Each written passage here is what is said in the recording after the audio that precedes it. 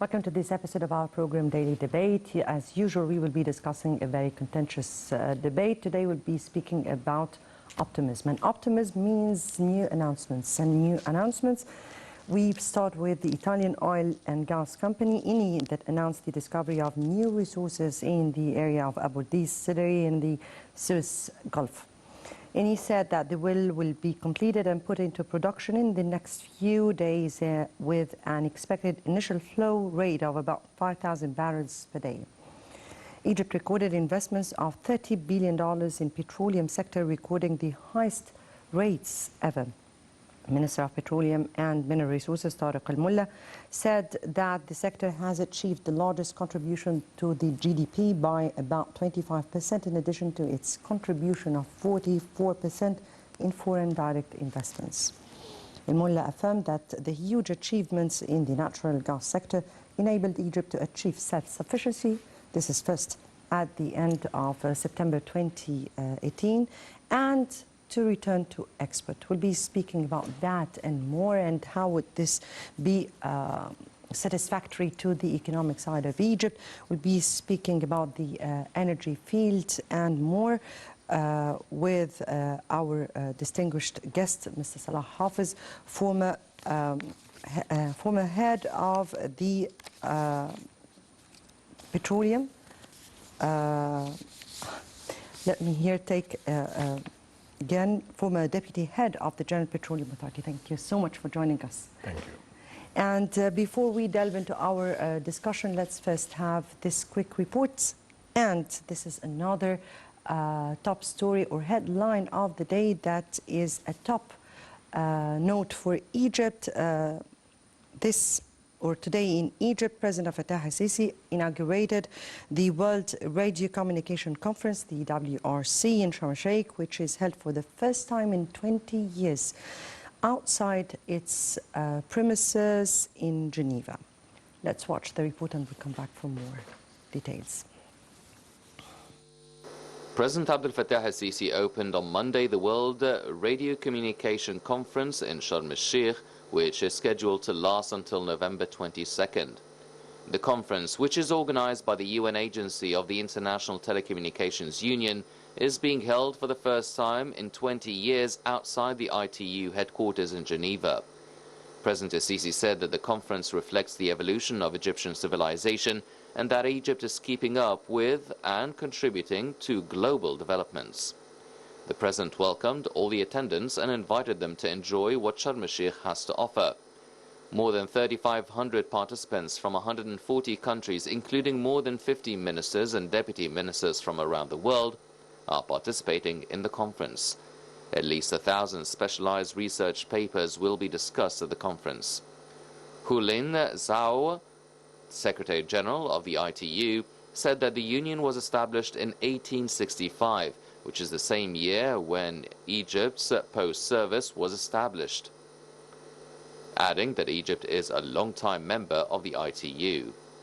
The WRCs are held every 3 to 4 years to review and possibly revise the radio regulations, the international treaty governing the use of the radio frequency spectrum, and the geostationary satellite and non-geostationary satellite orbits.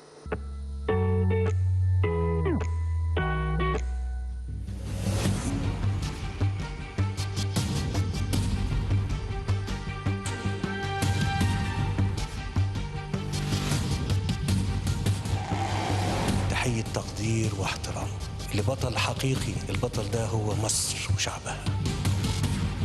الحكاية مش حكاية لا حكومة ولا قيادة، ده حكاية كل مواطن في مصر. أكرمت مصر وشرفت مصر وعزيت مصر. أنتم قتلتم، فالشرف كل الشرف والكرامة كل الكرامة والفضل كل الفضل لله سبحانه وتعالى، ثم ليكم أنتم. شرفتوني وأكرمتموني وعزتوني ورفعت راسي قدام الدنيا كلها باللي انتوا عملتوه. والله والله والله لن يستطيع أي رئيس يقف مكاني هنا إنه يقدر يعمل حاجة بدونكم. لن يستطيع.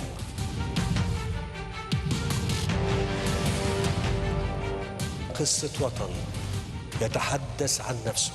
شعب أراد الحياة فاستجاب له القدر.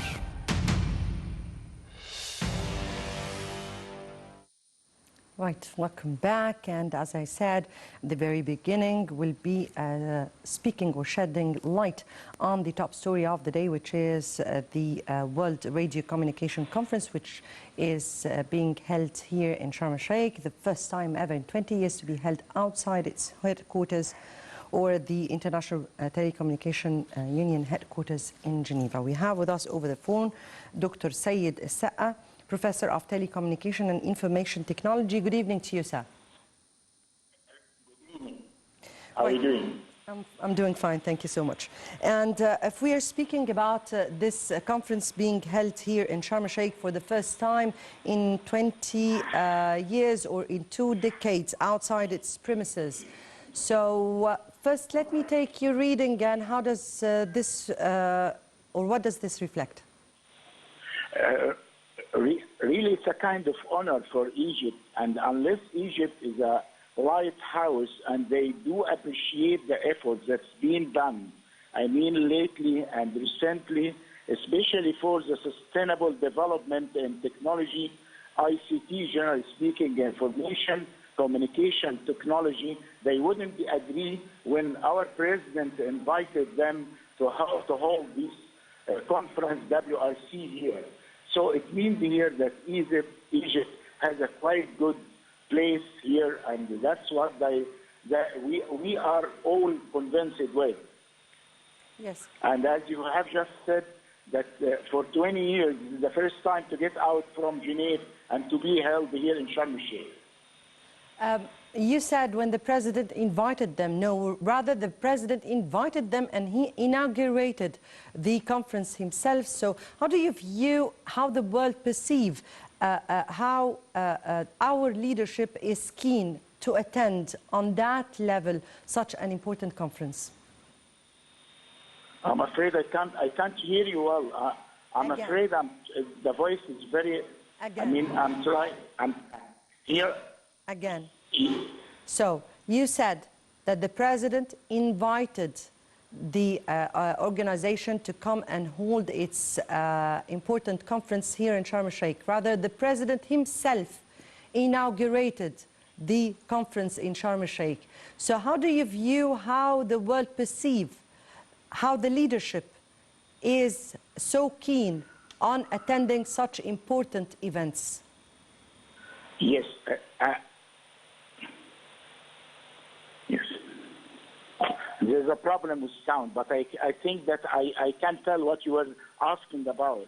Here, actually, the leadership, our leadership, the president is giving us a quiet role model for every president in other countries, that how he is taking care of sustainable development strategy. And as you know, here for our strategy 2030, that's one of the main topics here, to take care of subject, taking care of objectives, SDO, taking care of the human, the human resource especially, and at the same time, he believes in that technology and the communication, I would say information, communication technology, this is one of the cornerstones and one of the main pillars that we can gain a lot of things. I mean here for development, for economic, for our youth, for our future, and we have been seeing, and we've seen here a lot of efforts in that kind of thing. I mean, this is not only that conference, but we have seen many interests of our president, our government in this direction. Let me here quote President Sisi during the conference while saying that the conference reflects the evolution of Egypt's... Would you please lower the voice of the television, please? No, unfortunately. Right. Let me...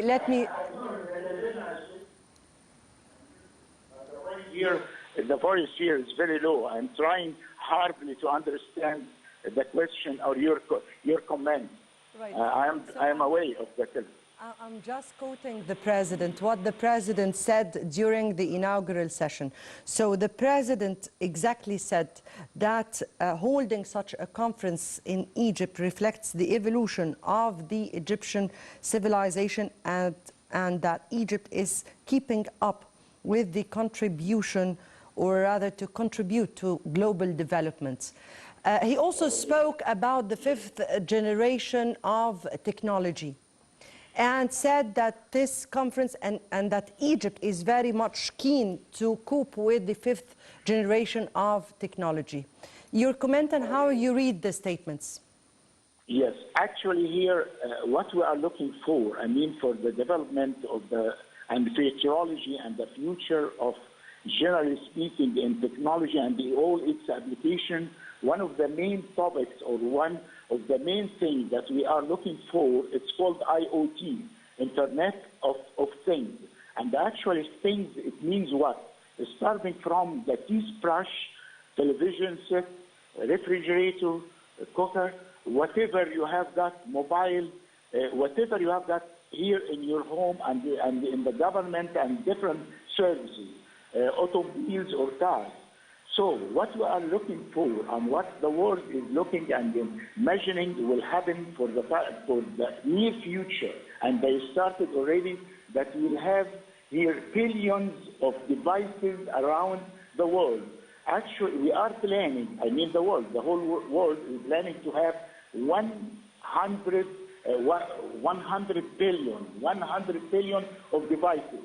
This, according to the fourth generation of internet, which we are using right now, which was by all means it's quite good thing, but it won't cope with. For example, if you would like to have driverless cars, or what we call it autonomous cars, which is connected with internet, this time we have the latency and the time for the signal to reach is something like 50 milliseconds.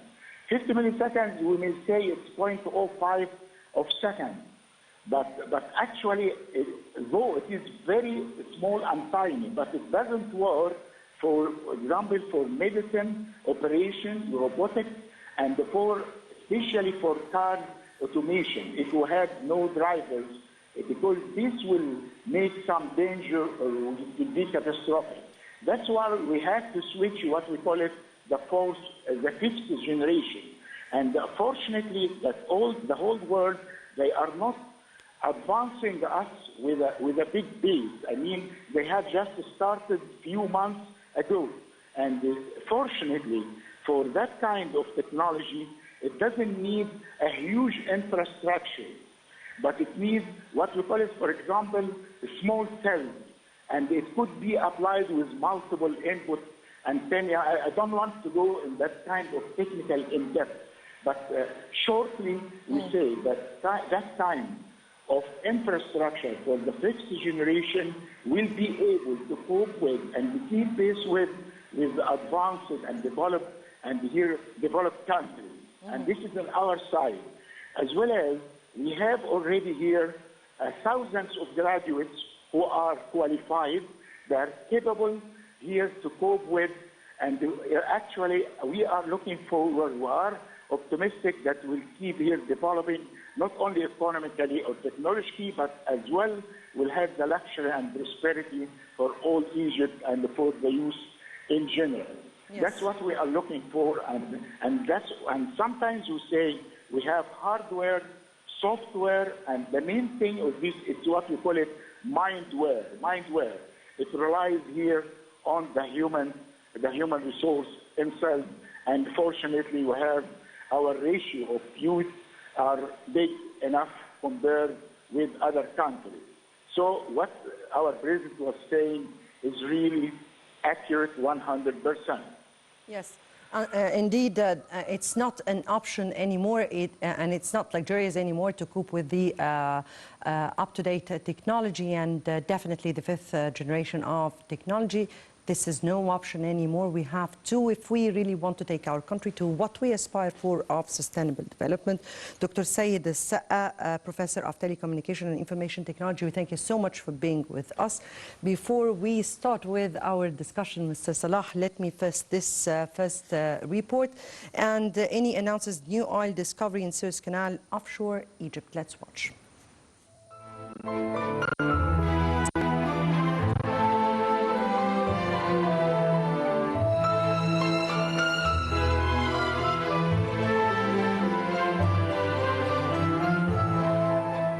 يخص محافظة القاهرة احنا تم ضخ 2 مليار و700 مليون جنيه تمويل المشروعات الصغيرة متناهية الصغر، مولت 117,300 مشروع، وفرت 222,000 فرصة عمل. ده بخلاف ما تم ضخه من حوالي 400 مليون جنيه لخدمة البنية الأساسية، ودي أيضا بتوفر فرص عمل غير مباشرة عن طريق تشغيل من هم في المناطق المحتاجة والعشوائية. أنا تعاونت مع جهاز تنمية المشروعات إن أنا أوسع مصنعي وأزود الطاقة الإنتاجية بتاعة مصنعي. رسالتي للشباب، الفكرة مش تمويل فقط، إنه التمويل هو اللي ممكن يوقفك. أنت ممكن يكون معاك فكرة هي اللي تكسبك أو تجيب لك مليون جنيه، إنما المليون جنيه عمرها ما هتشتري فكرة.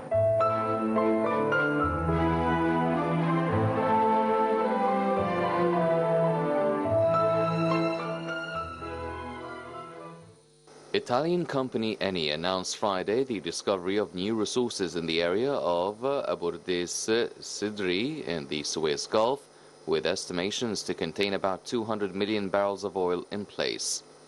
The company added that the well would be completed and put into production in the next few days, with an expected initial flow rate of about 5,000 barrels a day.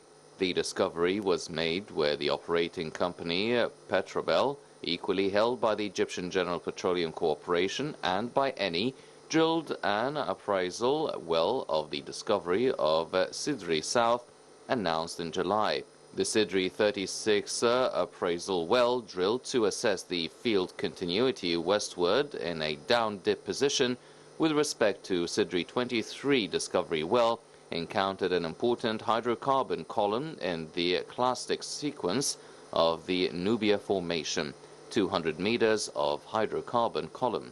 Eni CEO Claudio Descalzi stated in September that his company will continue to inject new investments and develop its business in Egypt in the coming period, especially as Egypt represents one of the most important areas of the company's work. In March, Descalzi said that Eni seeks to pump investments of $3 billion in Egypt during the upcoming period. Descalzi added that the total investments pumped in Noras and Zohr fields so far have reached $8.4 billion, noting that 70% of the company's investments exist in Egypt. In 2015, Eni discovered Zohr gas field, the biggest gas field in the Mediterranean, with an estimated production of 30 trillion cubic feet. Eni has been operating in Egypt since 1954. The current equity production is around 350,000 barrels of oil equivalent per day, with expectations to further grow within the year.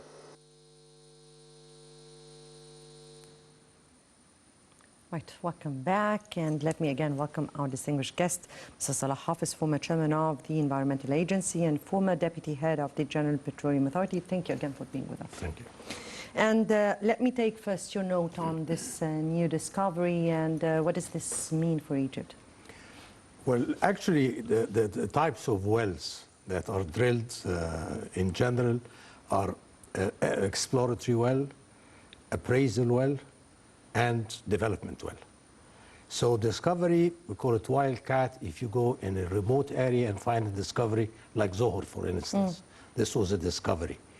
But this is appraising existing structure, an existing field that has been discovered a long time ago. So we can say the reactivation of it, or rather the rediscovery of it? Not reactivation. But when you find a discovery, you find the main body of the oil, the oil field. And then you can find other levels and in different directions, more reserves. So you can keep on doing that all the time. The good news about this discovery, which is in an appraisal well, it's in the Nubia, and Sedri was producing from other levels. So Sedri 23 was discovered in the Nubian, which is the best reservoir rock in the Gulf of Suez. That's why the productivity is very high, 5,000 barrels oil per day. And the oil in place, you know, usually you identify the size of oil in place, but you cannot extract 100% of it. For gas, you extract more percentage, whereas oil, you start with first recovery 25%. So this is quite an addition to an existing old field. Productivity is high, facilities are in the nearby areas. So you find a discovery, in few days you're going to produce it and put it on stream. So this is the significance of this discovery, high productivity, more reserves added to the existing field, and the connectivity to the existing facilities are very inexpensive. Does this mean that we're hoping for more expansion in the same area? In other words, are we expecting more discoveries in this area, since you said that it's a discovery of an old one, but in a separate area? Are we expecting more expansion? So are we hoping for more discoveries in such an area? This is always the case. You find the discovery and figure out the minimum amount of reserves that you can extract for the investment. And then as you do so, you appraise. You appraise, this is, they say, to the north or south, I don't remember, in the press release. So they found the discovery, they went further, to down dip, we call it, to find further extension, to identify the volume. So this is usually you start, the first figure you announce for the reserves is one thing, and you cannot tell exactly how much there is until you produce the last barrel of oil. So it's always, in the Gulf of Suez in particular, because the technology, no matter how developed it is, it's always, there is a gray area in the technology because of the type of geology there. So they always find field, and then they find more, until they, like, for instance, Sidri and Abu Rdais are one of the very early discoveries in the 50s, actually. And Morgan, for instance. The first announcement, they said the reserves is 1 billion barrel. So far, they've produced about 2.4 billion and still producing with decline, depletion of the field. So this is very interesting for us explorationists to hear that you find another level or further, another in one direction that was not clear in our mind at one point of time. Then you go step out, we call it, or appraisal. You step out. So it's very interesting, the Nubia, the reservoir, the volume, and the productivity, and the vicinity to existing facilities where it's very inexpensive and not costly at all to just run a trunk line into the facilities and you start production in a few days. So I guess I was a little bit right when I said we start with optimism and good note, right? Correct. Okay. So in 2018, in September 2018, we said that we have been able to achieve our self-sufficiency of gas. When are we supposed to say the same on oil? No, Or we've gone through this in the 70s. I mean, we were importing until 76, and then we were exporting until 2005, and now we are importing again. So there is a pattern, because when you start the exploration in one area, you find the large discoveries. and then the smaller as the data accumulate, and as the technology develops, then you start looking for smaller fields. And then the technology of production is better, the secondary recovery.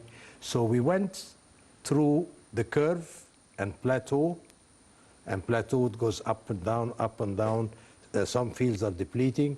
Now, I don't believe that we will go back to be net exporter of oil after having gone through the full production was more than 900,000 barrels oil per day of petroleum, not condensate.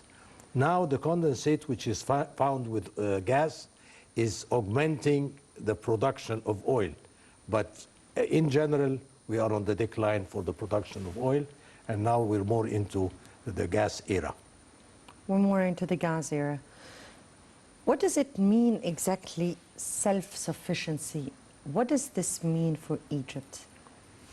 Well, self-sufficiency is a very loose term. Like, for instance, the states, they say we are self-sufficient and we are net importer of hydrocarbons. But actually, they net exporter, sorry. They import about 50% of the requirement in crude oil. But they take the crude oil and add value to it. When you refine the product, then you add value to it. When you build the pipeline, logistics, you add value to it. If you have storages, you add value to it because you sell it when the market is high. So the added value is considered reserves. So in general, they say we're net exporter of the hydrocarbon, but they're net exporter, but they're net importer of oil. Yes, definitely. But what I meant here is, yes, indeed, because the added value of what they import in order to, yes. But what I meant here, particularly when I speak about self-sufficiency of energy resources, we're speaking about gas, we're speaking about oil, yes. So that in itself is an important achievement when we speak about self-sufficiency of energy. And we have seen, yes, before a huge decline. Then what are we speaking here about?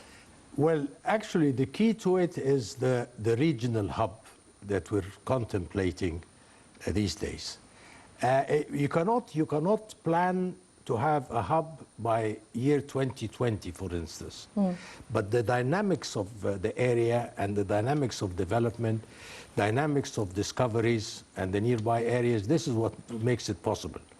We started having the infrastructure so we can import gas and get percentage of it for liquefying and exporting and for right-of-way. So this is as if you have your own gas. So with this energy hub, which we will export electricity, oil products, fuel, by getting crude oil from Summit or from any other nearby areas, and we refine and sell again gas right of way. Now Cyprus is finding more discoveries, Israel is finding more discoveries, and they don't have the infrastructure or they cannot afford the time that will wait until they invest in and have their own exporting facilities. So they're using our facilities, which were idling a little bit for some time after the revolution. So this is our hope, and I think the ministry is doing a great job in developing the logistics, developing the infrastructure, and finding discoveries. Of course, finding discoveries, of course, it's something you cannot anticipate much, new discoveries. But the good news is that now we started paying the arrears, the money that we owed the operating company, the large operating company, because of the financial problems. Now we have almost paid all the backlog of the. So they take the money and invest more, drill more.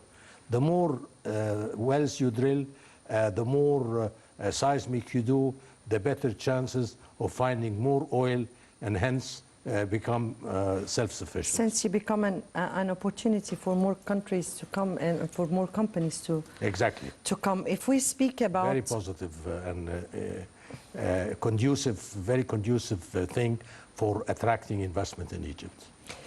If we speak, you said that there are no expectations for or of discoveries or that we don't know, maybe or maybe not, but For oil? For both, oil and gas. Of course because last year, just last year, witnessed 60 discoveries of fields of oil and gas, both. Well, I wouldn't depend very much on this figure because sometimes you find just very small ones but not and discoveries, great ones. not new fields, not new discoveries. As I said, appraisal in particular, you augment your production. But 60 discoveries is too so much. Yeah, 60 successful wells, I would say. Even though if we speak about 60 successful wells, and that means that we can discover more 60 other wells that are small and but just you're depleting, you're producing. Yes. So I'm extracting and they are depleted and we go to another. So it's depleting and then you try to change the curve of depletion into becoming it less declining. This is the case like the States. The States, they reached more than 20 million barrels oil per day. Now produce, forget about the shale oil, they're producing about 10, 12, because they went to the peak plateau and then they decline. The idea is to make the decline less steep. So by investing money, drilling well, finding appraisal, then you can slow down, as it were, slow down the productivity, the production. But at the same time, the consumption is increasing. So you reach a stage. This has been related to oil, but gas, it's the Zohr discovery, and the significance of Zohr discovery is that it was found in a new reservoir, which is the limestone coral reef. And this is one of the best reservoirs, if not the best reservoir characteristics. So having found this, there is chances that we start looking for similar features, and this will definitely add in a higher rate than our consumption, and we will remain net exporter of gas for some time to come. So Salah, let me ask you, if we are speaking about oil discoveries and we are using this oil, but also the projects of petrochemical and refining the oil, do we have the ability to make or to establish those refineries or those petrochemical projects in order to make the maximum or maximize our benefit of the oil that we have? Added value. Yes, definitely. And how far is, or that has become a must? Well, refineries, we built locally the first refinery in 1912. And the first well was discovered in 86 rather. And then it was produced in the early 20th century. So we have long experience in refinery. We have our own petrochemical plants. But petrochemical, you have to have a license. And licenses are available in certain, you cannot develop your own license. It's not a technique that you apply. You have to have the license and the full design, and then you take it and build it and commission it. We have petrochemical. There are new projects of petrochemical plants are being built, and some have already been commissioned. We have refineries old refineries, and now we have new refineries, we have hydrocrackers, we have, so the gamut of systems in the oil sector is being managed very well now, from the discovery to marketing the final products, including the logistics and refining and adding value throughout the process. So we are, it's doing very well.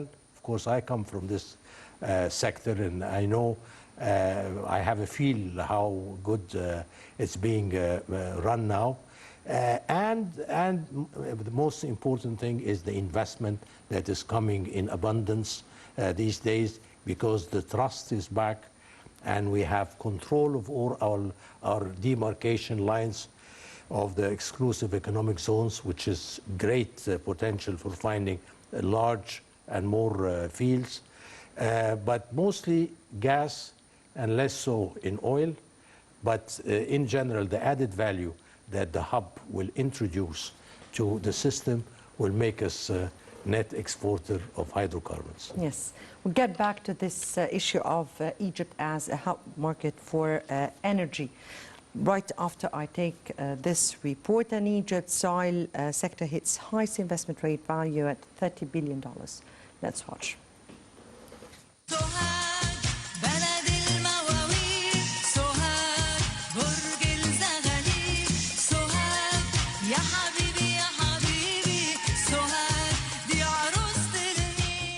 قام جهاز تنمية المشروعات المتوسطة والصغيرة بمحافظة سوهاج بضخ عدد من المشروعات بلغ عددها 201 مشروع 912 بتمويل 2 مليار 24 مليون 937 جنيه، وفرت فرص عمالة ل 297,909 فرصة عمل. وبجانب قيامه جهاز تنمية المشروعات المتوسطة والصغيرة ومتناهية الصغر للخدمات الغير مالية التي تشمل التسويق والدعم الفني والتدريب وتقديم النماذج الإرشادية لدراسات المشروعات الصناعية. بنادي شباب سوهاج انك انت تتوجه للجهاز، بقول لك ما تخافش، سواء عندك فكرة او ما عندكش فكرة. في حالة وجود ما عندكش فكرة ببتدي بتعامل معاك بدورة لمدة يومين، ببلور معاك الفكرة، ولو عندك فكرة هبدأ معاك المشروع وأعرفك كيف تبدأ تعمل دراسة سوق وتعمل دراسة تسويقية وتعمل دراسة مالية تتكلم فيها عن مشروعك.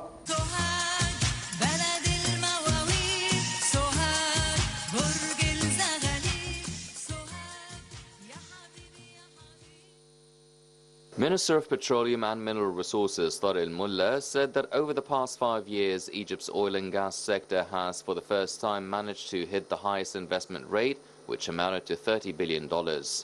Al-Mullah explained that this achievement is a result of the improved investment environment and the restoration of foreign investors' confidence. His remarks were made during his speech in the 10th Mediterranean Offshore Conference and Exhibition, which was held earlier this month under the slogan, "Connecting the Two Shores of the Mediterranean." The minister pointed out that the sector has achieved a record of the highest rate of crude oil and gas production in the history of Egypt in August, amounting to 1.9 million barrels of oil equivalent per day, in addition to achieving self-sufficiency of natural gas in September 2018. He noted that it also achieved the highest rate of natural gas delivery to 1.2 million housing units in 2018 alone. It also enhanced its infrastructure through projects to develop and increase the capacity of refineries and transmission lines and distribution of gas and petroleum products, and inaugurated 2 large petrochemical complexes. The president of the conference said that the Eastern Mediterranean region has become one of the most significant areas of gas production in light of the discoveries made in Egypt and a number of countries there.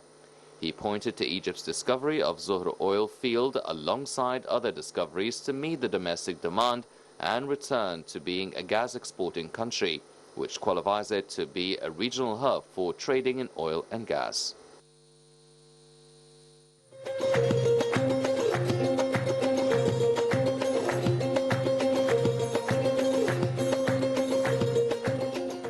بدأ مشروعه ب1,000,000 جنيه في مصنع على مساحة 500 متر عام 2004. هذا طاهر الأسمر أحد المستفيدين من جهاز تنمية المشروعات المتوسطة والصغيرة ومتناهية الصغر، يوجه عماله ويطمئن على سير عجلة الإنتاج في مصنعه بعد أن أصبح يستثمر في نحو 150 مليون جنيه في المصنع الذي وصلت مساحته إلى 3000 متر. احنا لجأنا لجهاز 2012 لجهاز تنمية المشروعات الصغيرة والمتوسطة، والحقيقة وقفوا جنبنا لأن كنا خارجين من ظروف الثورة ومشاكلها، دعمونا ماديا ودعمونا معنويا. خدنا منهم 2 مليون جنيه لأن احنا حولنا النشاط من مفروشات إلى ملابس، واضطرينا نجيب مكان جديد واضطرينا نجهز المصنع تجهيز تاني خالص، كأنك بتنشئ مصنع من أول وجديد. والحمد لله ربنا كتب لنا النجاح، والحمد لله توسعنا وأصبح عندنا 3 مصانع، وعندنا إن شاء الله دلوقتي في الطريق لإنشاء المصنع الرابع. لم يكن لمصنع كهذا أن يقوم إلا بدعم مؤسسي منضبط وعمال مدربين يساندون رب عمل طموح. عندنا بسم الله ما شاء الله يعني نسبة خياطين كويسين جدا، معانا برضو مدير المصنع بيتعامل معانا كويس جدا علشان في الآخر يعني نطلع منتج كويس مننا ومنه. بنشتغل تيم واحد كأخوات مش عمال ومشرف إنتاج، فدايما بهيئ الجو ده بالنسبه للعمال وبعضها. ده في المعامله ما بين العمال وبعض، كمعامله الحاج طاهر او صاحب المصنع بالعمال معامله طيبه كويسه ما فيش فيها مشاكل ان شاء الله. كشريحه المرتبات احنا بنتعامل بفضل الله تقريبا باعلى شريحه مرتبات في الاستثمار. عندما تدور هذه الماكينه ينشط من خلفها مئات العمال في عمل دؤوب يدفع قاطره التنميه للامام دفعا.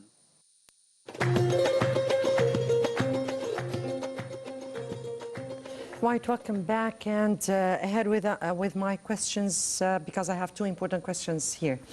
First is that according to the Minister of Petroleum and Mineral Resources, he said that Egypt has seen a spike in the production of natural gas, and that because of the achievements and reforms implemented over the 5 past years, that has made Egypt a top destination for major international foreign investors, particularly in the gas and petroleum field where Egypt has lots of opportunities. Your comment to that and your reading? Well, most important part is the repayments of the backlog of the money we owed the large operators in the country. Yes, it's because about to finish. They get money because we pay them back for the costs that they incurred during the different phases of exploration and development, and then they get a profit oil, which is typical 20%, 25% of the remaining, and the rest goes to the government. This is for taking the risk, for using their technology, for the value of money. So this is one thing. The other thing is the demarcation, the completion of the demarcation of the exclusive economic zones, like the new areas that we put forward in the Red Sea. Hopefully, it will take time to develop and find discoveries. The Mediterranean, of course, the discovery of Zohr. The discovery of Zohr made a huge difference in the overall atmosphere of investment in the country. And the coalition that occurred between Cyprus, that our president went few times and made this group together, the energy hub. So it made the whole system very conducive to attracting investment in the country, in the petroleum and gas sector. As you respectively said, Egypt has been seeking to become a regional hub for trading of natural gas and oil, and also to be a hub for energy. Why is Egypt qualified for that, and how do you think this is possible? How long would that take us to become this acquired how? We were ahead of all neighboring countries in the area in the oil and gas. We have drilled, as I said, we drilled the first well was drilled for oil in the 19th century. And then we went ahead and developed all our basins almost. So we were ahead. We started building a network, pipeline network for gas and for oil. And then the demarcation of the exclusive economic zones and the bid rounds that we used to do all the time attract investment. So we harbored the attraction of investment in this area long ago, and we have oil. So, some people, we don't have the oil like Saudi Arabia, but still Egypt was considered an oil country, hydrocarbon. Oil producing company, definitely. Oil producing company. And we used to be net exporter of oil, and now we're net exporter again in gas after having dropped a little bit at one point of time.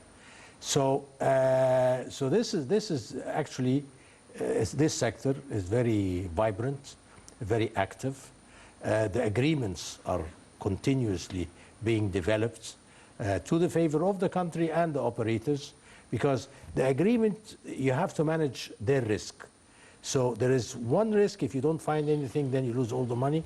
But if you find discovery, however small it might be, you can make it attractive for the developer with the agreement. There is a range that can make it attractive as well.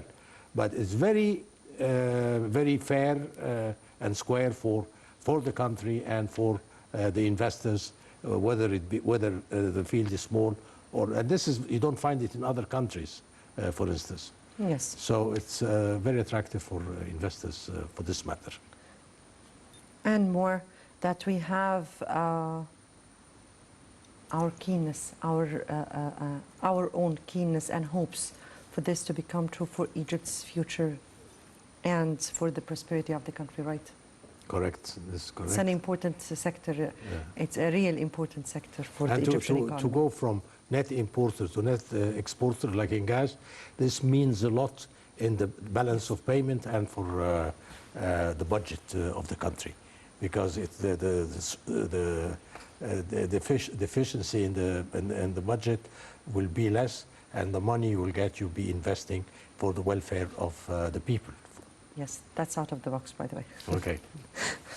Mr. Salah Hafez, former chairman of the Environmental Agency and former deputy head of the General Petroleum Authority, thank you so much for being with us. You're welcome. And for your input. Thank you. Dear viewers, many thanks for watching. Tomorrow will be another colleague with another important debate. Good night.